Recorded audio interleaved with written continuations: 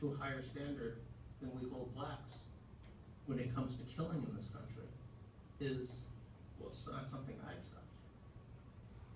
So yes, I think attitudes towards the rule of law in the black community is a major, major problem. And of course, as I said earlier, the black crime rates we see today are higher than they were back in the 1940s and 50s.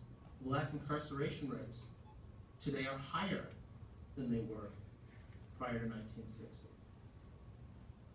So I don't think racism is the explanation here. It is not the Klan driving through these neighborhoods shooting them up. These black kids in Chicago and New Orleans, and Boston, and New York are not shooting each other because of white racism. They're shooting each other because they have no sense of what it means to be a man, or to be black for that matter.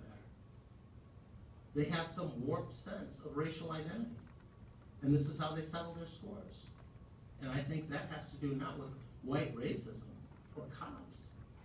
It has to do with upbringing and culture and values and fatherless homes and these kids being raised with no guidance. And I think that's where the focus needs to be. Not taking exception and pretending that they're the norm. Do I have time to respond? 30 seconds. We are at one in deploring thuggishness, no matter how thuggishness presents itself. Having said that, I think it would be, a real misportrayal of black American life to make it seem as though, criminality is the great, is all over black American life. You began by quoting Martin Luther King Jr., attacking criminality within black communities. He was not idiosyncratic. There were black people in his time who said what he said. And by the way, since then, black leaders, again, of a wide variety of ideological stripes, have said very much the same thing. Unfortunately, we are dealing with something beyond mere rogue cops. I mean, if we're talking about something that is truly idiosyncratic, it's rogue cops. What has been made evident to America, however, is something that goes beyond rogue cops. When rogue cops cannot be disciplined because of the actions of prosecutors and the actions of grand juries, when the criminal justice system itself is unable to discipline rogue cops, we have something way beyond the criminal justice system today is run by one black man who reports to another one. I'm sorry? The criminal justice system... You mean the federal criminal justice system? Yes. Who also cleared Ferguson, is run by one black man who reports to another black man. Again, I'm not being academic when I say that you're talking about the federal government, right? Right? You're talking about the federal at that level, but you can look at crime rates in cities that are run by blacks. The crime spikes in the 1970s and 80s in this country occurred in cities like Cleveland and Detroit and Philadelphia and Baltimore under black mayors and black police chiefs and black councilmen and black state legislatures. Mr. Wright, why are we going? I'm against crime. I'm against crime. I'm not going to fight you on that. Stamp it down. I believe you. I believe you. I'm also against, and by the way, I will say this: I do not think that white people should be held to a higher standard. No, I would absolutely disagree with that. I find that idea abhorrent. But I tell you, who should be held to a higher standard? Police should be held to a higher standard. That's right. It is, if a thug commits a crime, it was a thug committing a crime. It was terrible, it was appalling, but after all, it was a thug. When a police officer commits a crime, it's the guardian of law and order, Oh, okay, a representative of the government that is committing a crime. That is but worse. here's my problem. Do you disagree with that? No, here's the question.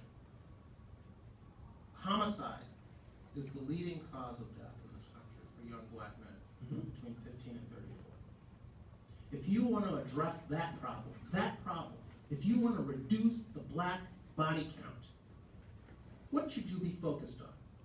Police shootings of blacks or black shootings of blacks? Where should your focus be? What should you be playing up? That is a huge problem that is going to require a multi-focus. What did I say that was funny? It's a tragic situation.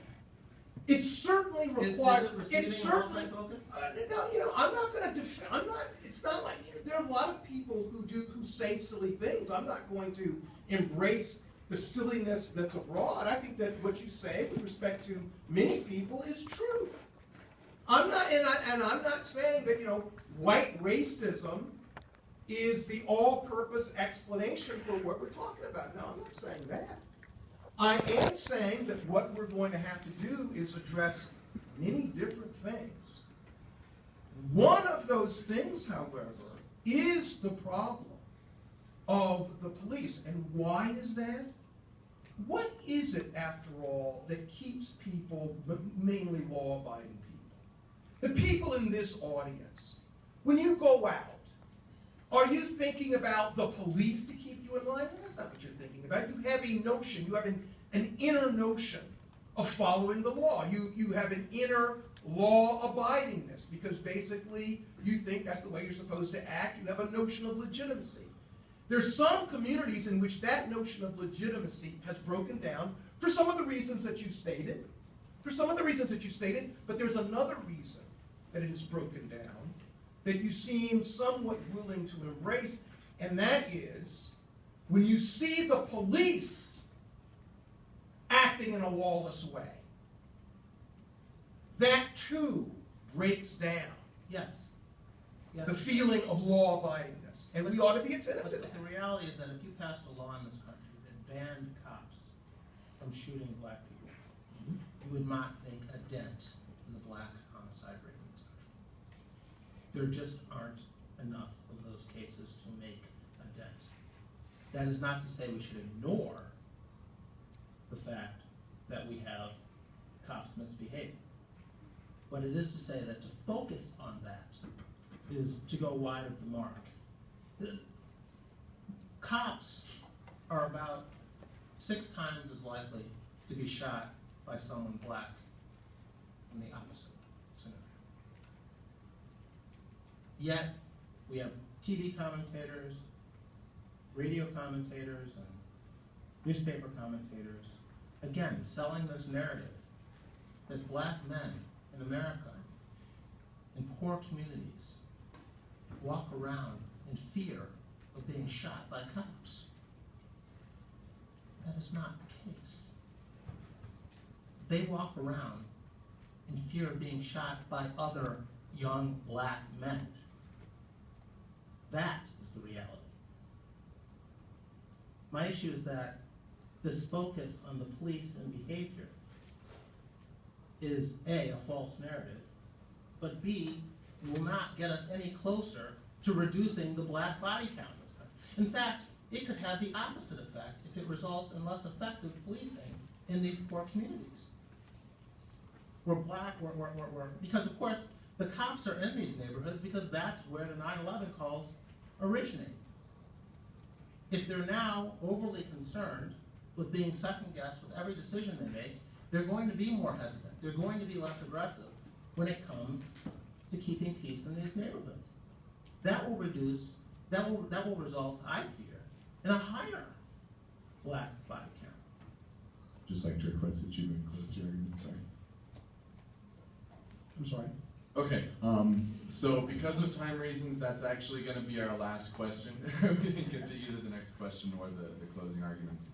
But this has been a fantastic debate. There's been some great thoughts that have